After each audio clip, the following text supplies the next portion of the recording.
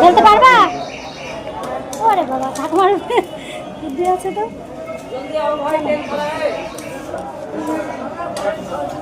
হ্যাঁ,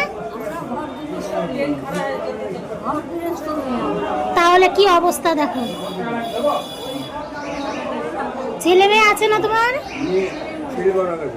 ছেলে মারা গেছে। মেয়ে